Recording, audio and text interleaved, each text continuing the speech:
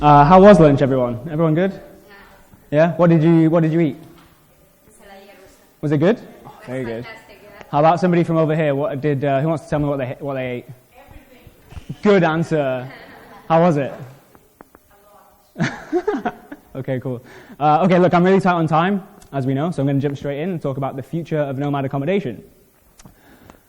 We only have 15 minutes, so I'm going to go through nomad accommodation from around 2018 up until today, and then from today into the next 5 years. So this is a very medium-term view on the future of nomad accommodation. I'm going to give you a little prediction of mine, and I'll tell you why, because predictions without reasons are rubbish. And I want you guys to leave with a better awareness of how you might pick accommodation right now and how that might change into the future. But before I do that, you might be thinking, who's this guy? Like, where did you get him?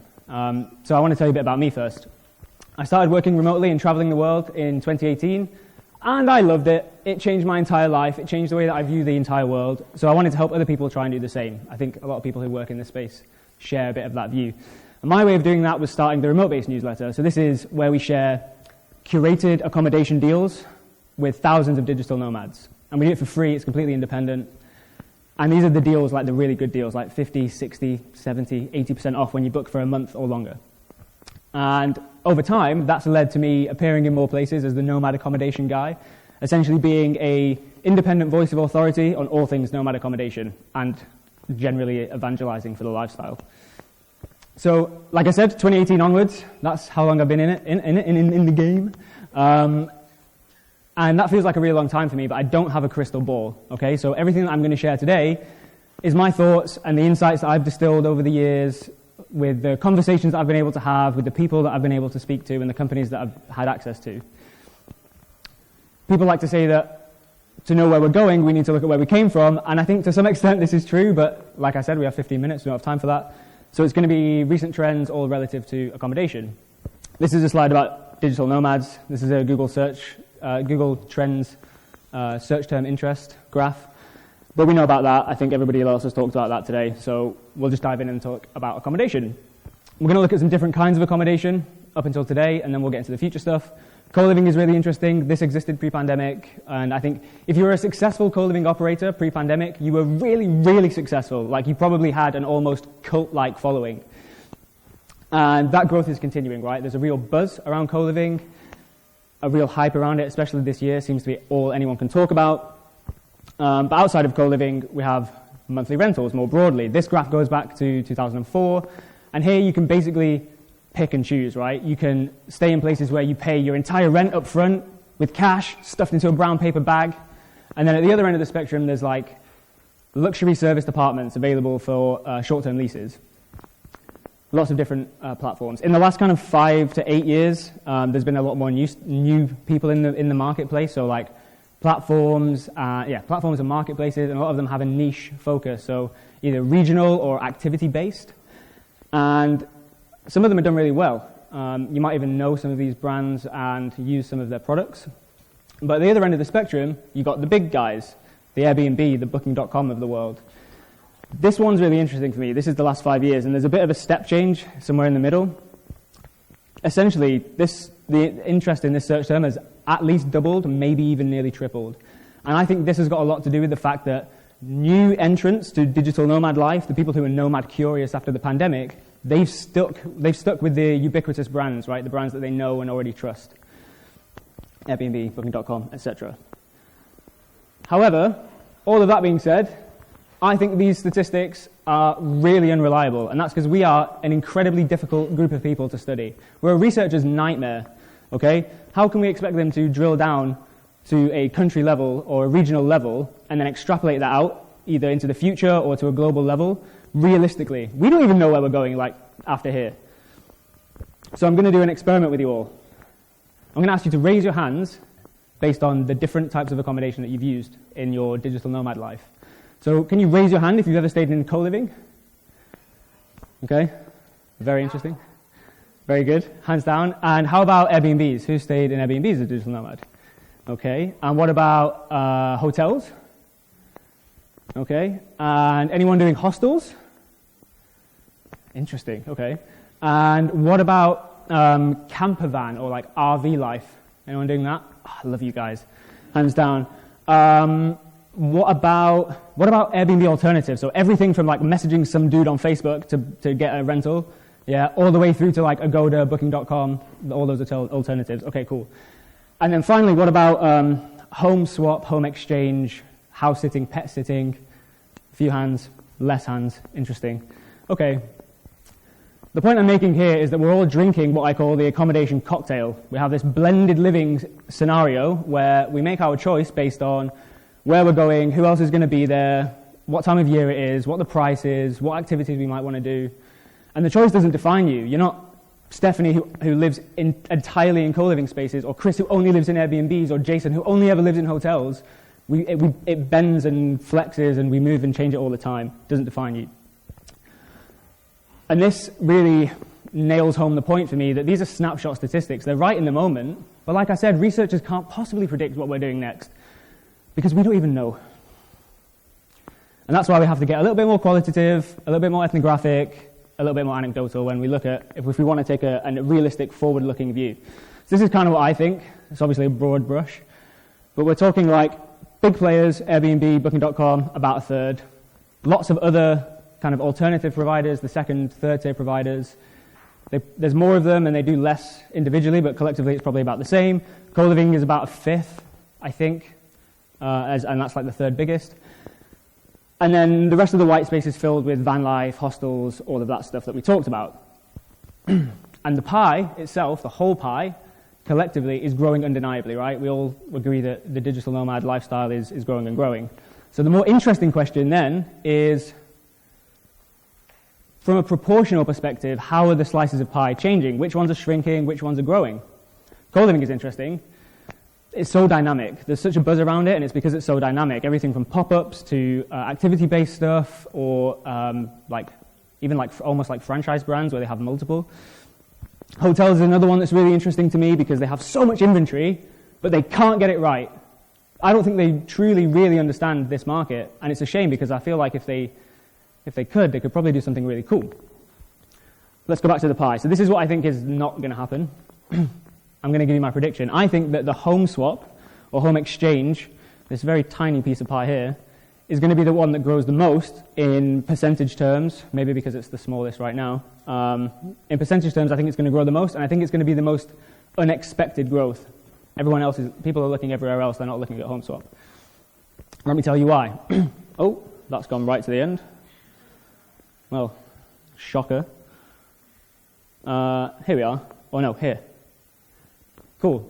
So, co-living comparison. I talked about the huge buzz around co-living. I think co-living is great and it's going to continue to evolve.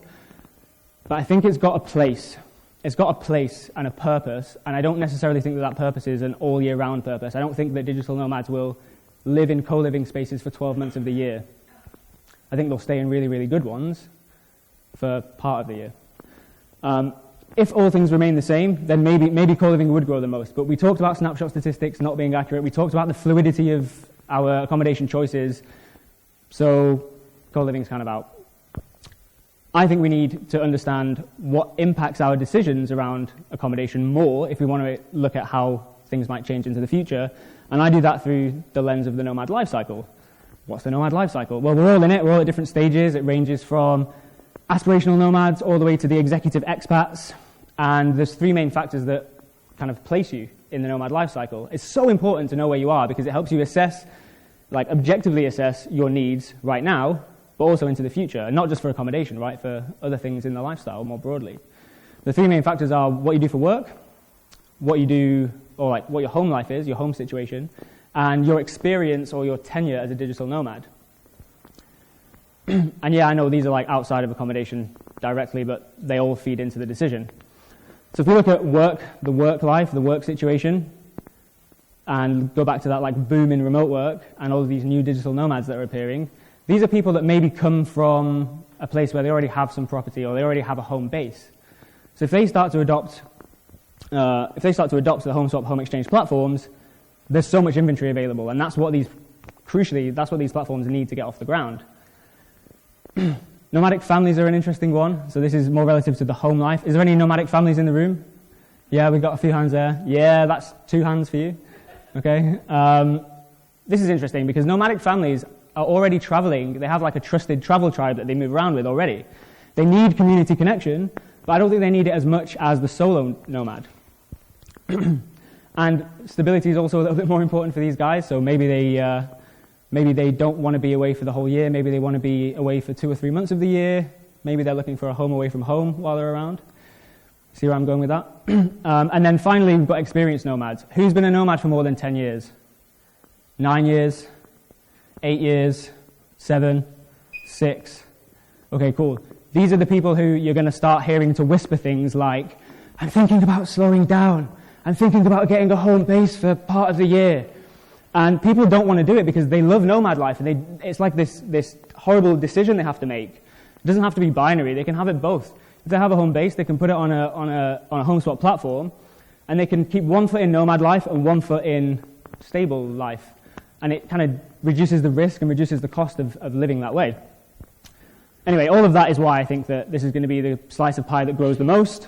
So like I said, the question is really more about which other slices of pie are going to shrink. I don't think that the big players are going to fall off the face of the earth, and I don't think that co-living is going to die. I think it's going to continue to evolve and be dynamic. But I really don't think that hotels are going to come in and steal the pie like somebody else's pie. What I think is more realistic is this pie, the home exchange slice of pie will just take little bits of everybody else's pie and slowly grow. And I've already seen this. Like I've spoken to 5, 6, 7 providers who've launched in the last 9 months. And they're all in this race to be the ubiquitous brand of co-living, of home swap, home exchange, like the Airbnbs and the Booking.coms of respectively of home exchange. So that race is on, and all of this leads me to believe that that is going to be the thing that grows. So I hope all of this has helped you kind of be more aware of what's influencing your decisions when you're choosing accommodation. And if you're an operator in this space, then I hope that this will make you think more about the kind of decisions that people will be making in future to either select your accommodation or not select it. But like I said, I don't have a crystal ball. So if I'm completely wrong about all of this, then just remember me as a human being. But if I'm right, you have to remember me as a genius. That's the deal, okay? But no, in all seriousness, I would just like you to remember me as Chris, your fellow nomad. And you already had the spoiler, but there's a QR code. You can sign up for the newsletter there. It's completely free. You can also just Google remote-based newsletter. We'll be at the top. And yeah, you can come behind the scenes as well. So you can follow Remote Base on Instagram, or you can follow me at Nomad Accommodation Guy, and I'll be over there trying to be funny. I'm probably failing. And that's it. I think I'm really good on time. So if we have time for questions, then we can do that. And if not, I'll also be here. So come and say hello to me, say hi, and we can chat. Thanks.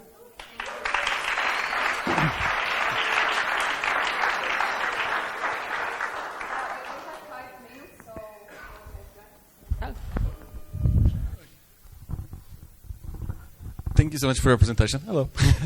I was at this hospitality investment forum in Berlin 2 months ago. I read all of your updates. And one of the interesting cases there is that most of the big players, and I mean the big players, Accors, etc., are literally transforming partially their hotels to be apartments, literally catering to our community, remote work and digital nomad community. So there is, in the next 3-4 years, hopefully, a flood of serviced apartments specifically. They prefer, of course, direct bookings. They don't really want to share their commission. But we see there are thousands and thousands of apartments, especially in the main cities, now coming to the market. How do you see the big players with a lot of money, the professionals of the hospitality investments, actually coming to the market, and what will be the impact they will have? I mean, my view on this, and I think I touched on this slightly, maybe I went past it because of time, but I think hotels have got the power and the resources to get it right. This maybe the bit that I missed is I just don't think they'll get it right in 5 years, in the 5-year window. So if you're saying 3 to 4, that's great. That's like epic insight to have. Like, let's get it going. If they can, then maybe the impact that it will have on the marketplace providers is they'll suffer because they don't own the property. So they're just facilitating the exchange. Maybe they'll suffer. But ultimately, it sounds like it should be good for everyone here. So that sounds good, right? yeah, that's where I think is that the question? Like, how do I think those people will The impact it will have yeah. both in the community and the whole Yeah. market. Yeah, I think the hotels will be in. If they do that, if the hotels do the service department thing, I think that will be the competition will be against the marketplaces. I don't think they'll be in competition with things like excellent co-living spaces. No. Yeah. Thanks. Anybody else?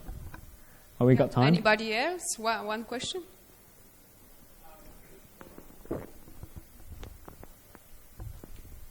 You know, we were talking about all these office buildings that are empty. Do you think that like a WeWork might interact with nomad communities and or convert into living spaces? I mean, if anyone can accurately predict what WeWork are going to do, then that's impressive. I really don't know, but I know that somebody did this in San Francisco. They took a commercial property, took loads of commercial real estate and turned it into a co-living space that was built out of, you know those like capsule hotels that you see like really popular in Asia? They turned it into that, so like it was like capsule co-living with loads of communal space, and that was really cool. So if WeWork take that idea, then you know that it originated with me. But yeah, I really don't know what someone like WeWork would do. I think that's super hard to predict. Not a very good answer. All right. Grab me, come and say hello, Yes. let's chat. All right, guys. Thank you. So applause for Chris.